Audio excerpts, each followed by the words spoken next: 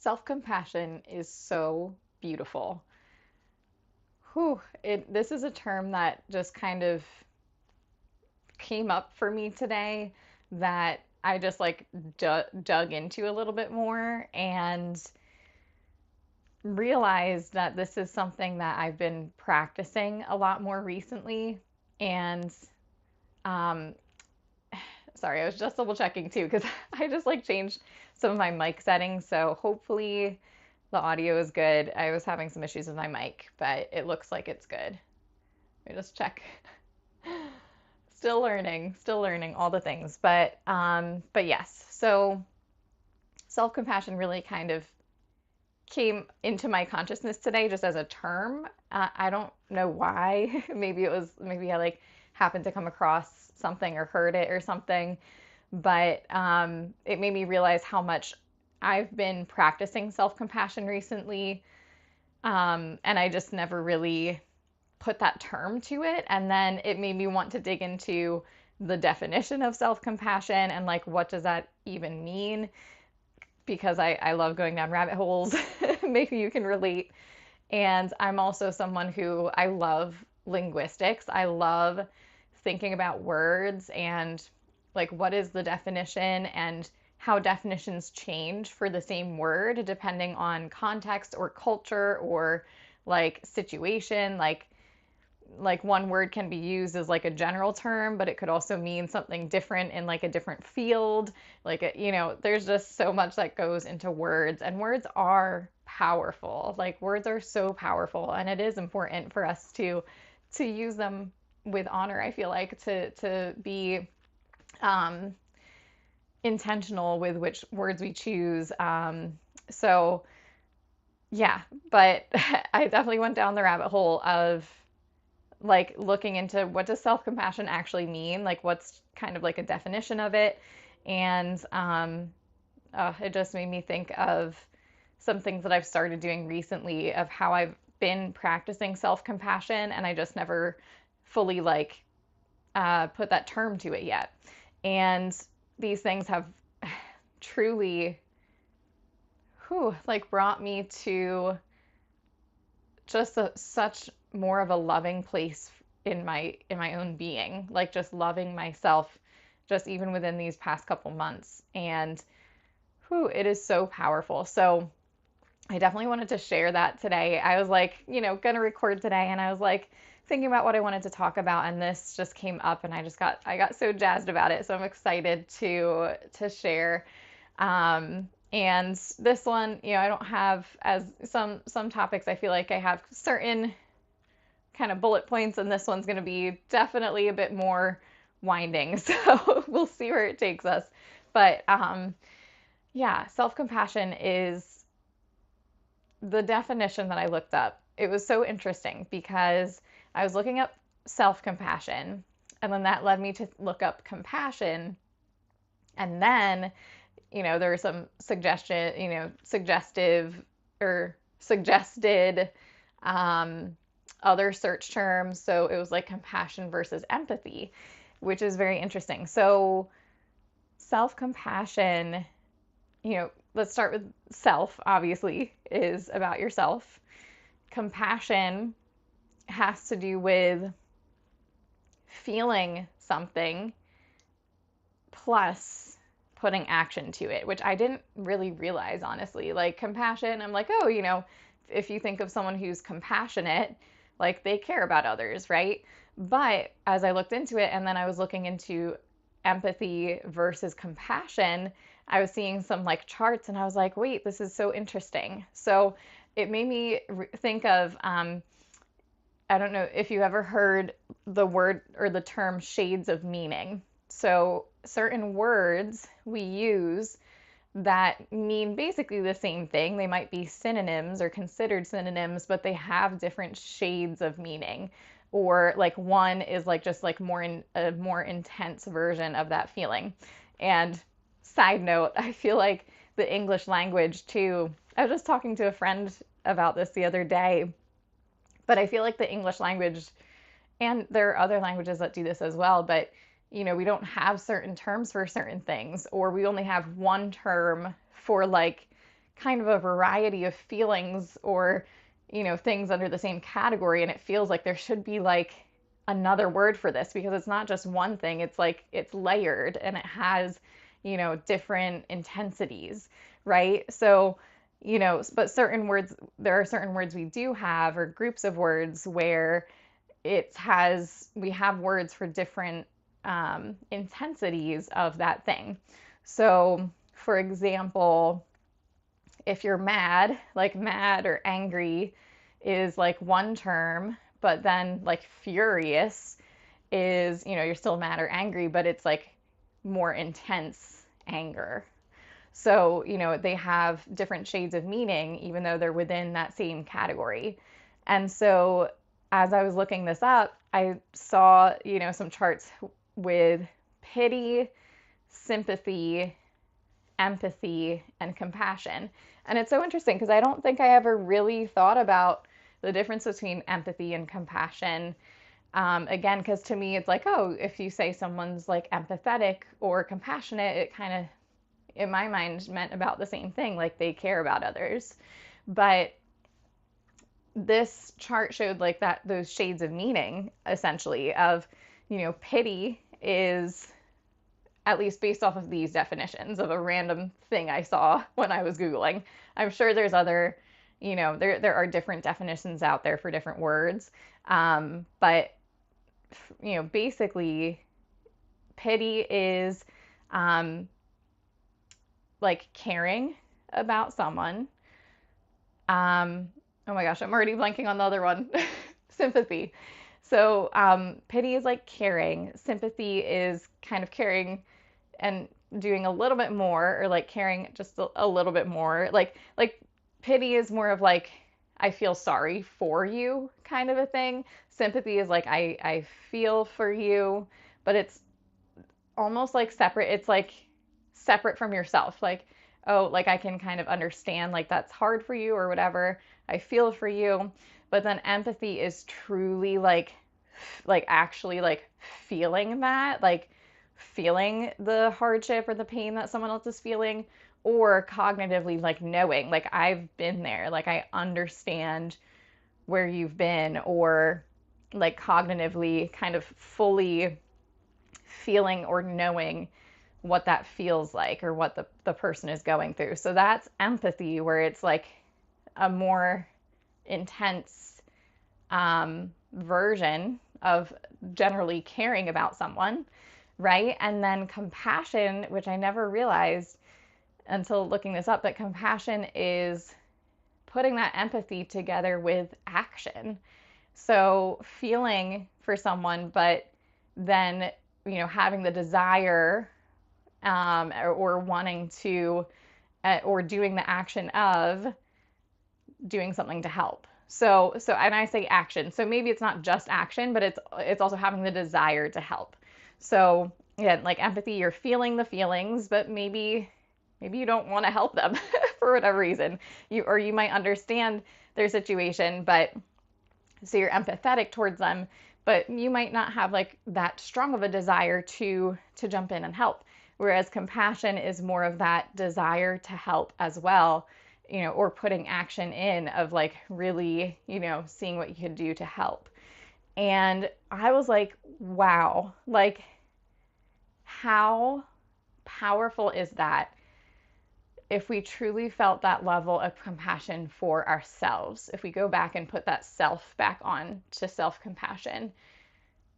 Like, obviously, I feel like it's, again, some of these terms and things, it seems so simple, but, how often do people truly practice self-compassion? Like, not just identifying your feelings or understanding your feelings, being empathetic towards yourself of like, I understand I'm going through this, like, or I understand where this is coming from. But then like having the desire and like doing the action of truly treating yourself like you might like a friend who's going through that situation. Like, it's so interesting as humans, we can be so quick, especially if we are an empathetic person or compassionate. We can be so, so quick to do these things for other people.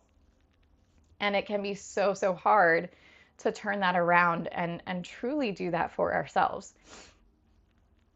I feel like things like self-love or self-care, right? Like they come up a lot in our society. And that in itself, again, talking about language and the power of language, I think it's awesome that it's been something that's more mainstream of self-care, self-love. Um, Obviously, though, with whenever terms become more mainstream, there are always areas where they get like almost overused or overgeneralized, and it can start to maybe take away the um, like not the definition, but like it can take away like the power of it almost, like if you dilute it too much, essentially. But I don't know, I don't fully agree with that either, because I feel like you can always kind of come back to it.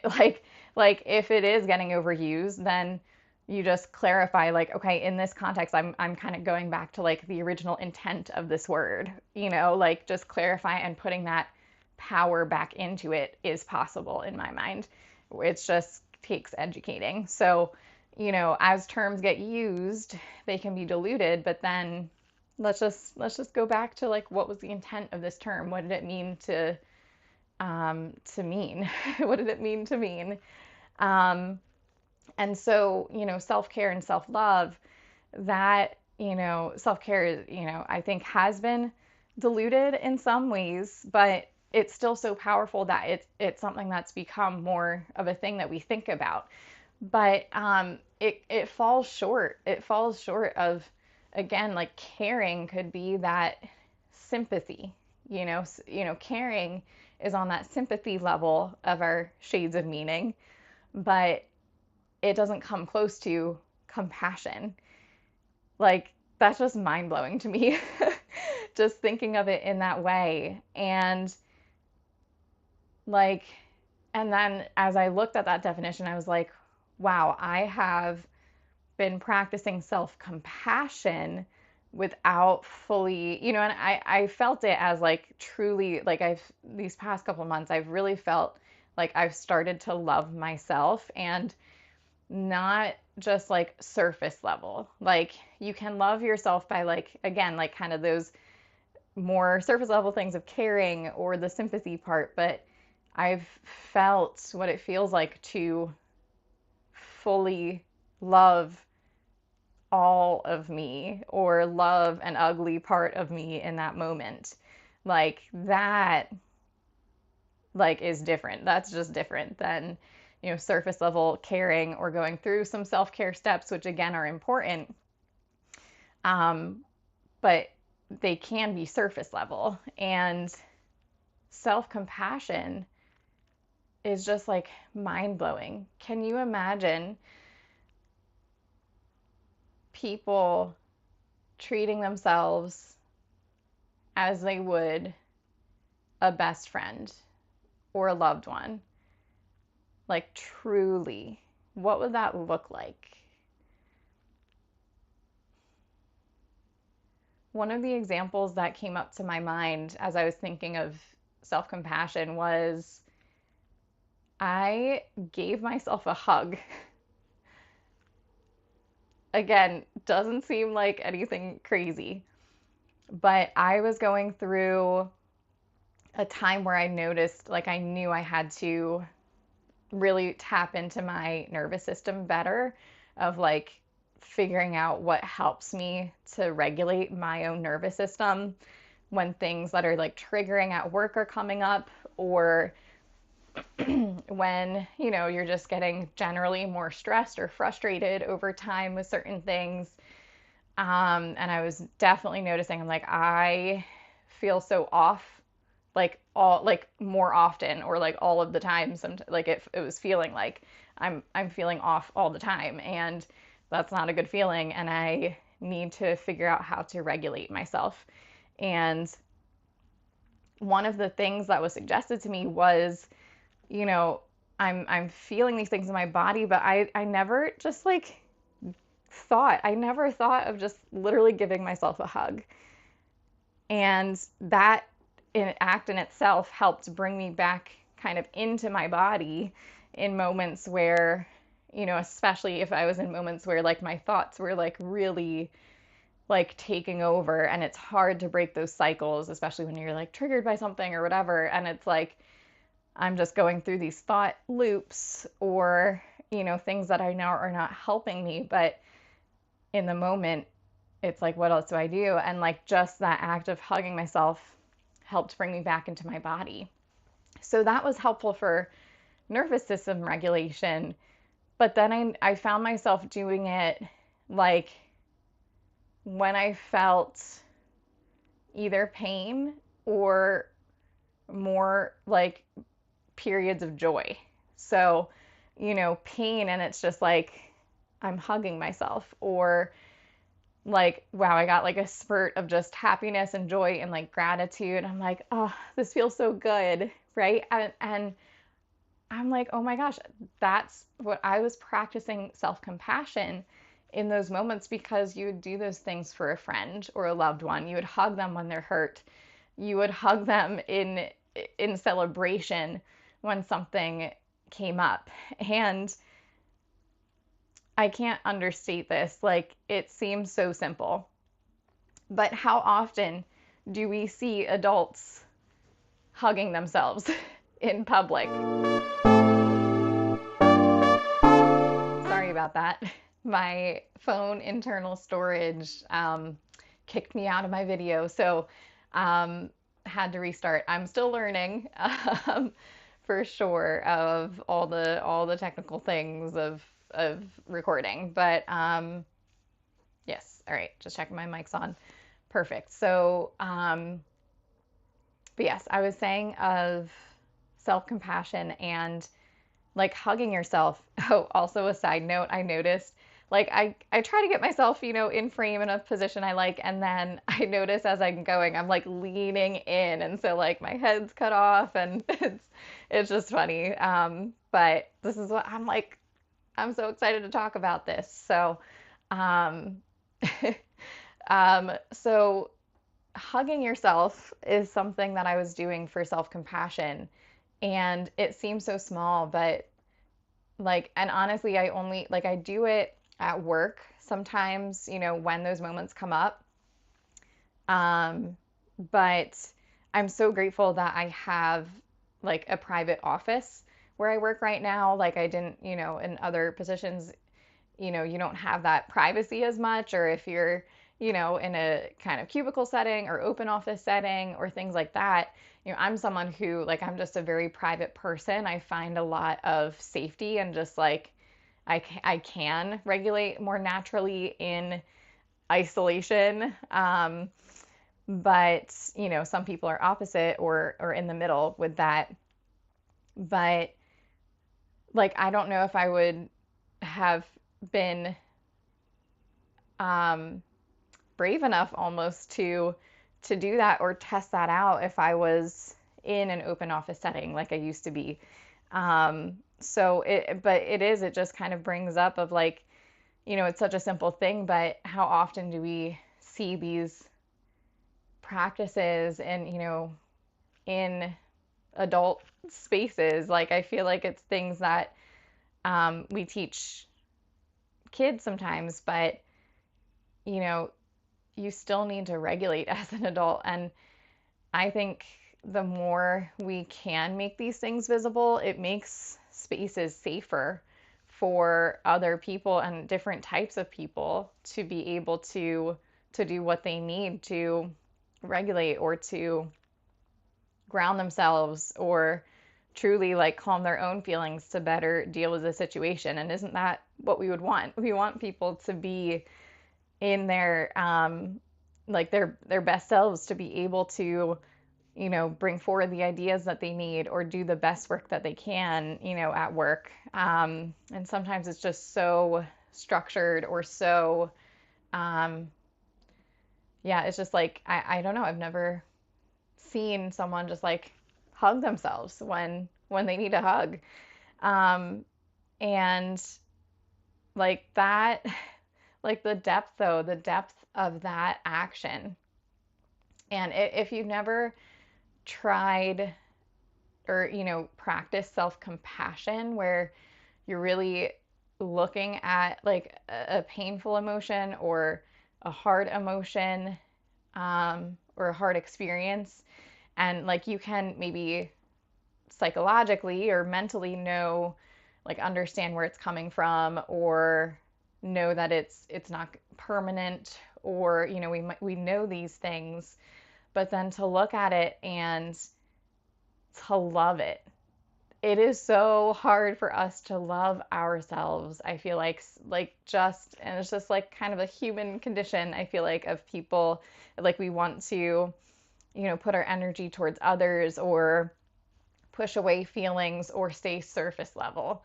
And like the act of actually looking at that thing and loving it, like loving the pain, loving yourself through the pain, like giving yourself that hug, giving yourself that time, the space, like shutting away from people for a little bit if you need to, like not in a way that's, of course, like in a loving way, right? Not in a way where it's, you're never reaching out for help, and that would be helpful, right? Like, but that, like, knowing and understanding and going with that flow of like when I need space and when, it's loving to myself to ask for help. Um, like that is huge. That is huge. And self-compassion, it's deeper than anything that I had really realized. I've never looked this deep into this term before, and it's just beautiful how much it captures being like, we kind of hear of trying to, love all of yourself, or, being understanding of different things, different parts of yourself, right? Like not shaming yourself for having different feelings or whatever, because it's normal. And all of that's surface level, I feel like, until you really practice that compassion piece of putting that desire to help it, like having that desire and that putting that action to helping those parts of yourself, helping yourself at that core as you would a loved one. Like I feel like no matter how I describe it, like I could not put enough words or examples to it to describe the feeling of truly seeing yourself and truly looking at that pain, looking at that really hard time, looking at, I had a feeling I would get emotional in this one, but looking at some of the hardest cycles, or the hardest thought loops that you get stuck in, some of the hardest experiences that you have to experience or that you are experiencing, and being able to look at it, like truly look at it, recognize that that is a hurting part of you, and hugging it. How freaking beautiful is that? To hug that part of yourself. Whew. Thank you, God, for for love. Like love is so beautiful, and we waste too much of our time trying to fix other people or put our energy externally when internal is the answer, and everything externally develops and happens when you focus on that internal piece. And I'm just checking my watch because I do have a hard stop, and especially with that having to switch out my storage situation. But thank you for being here. Practice self-compassion today. even if that's just considering what that might look like for you. I love you. Thank you for being here, and until next time.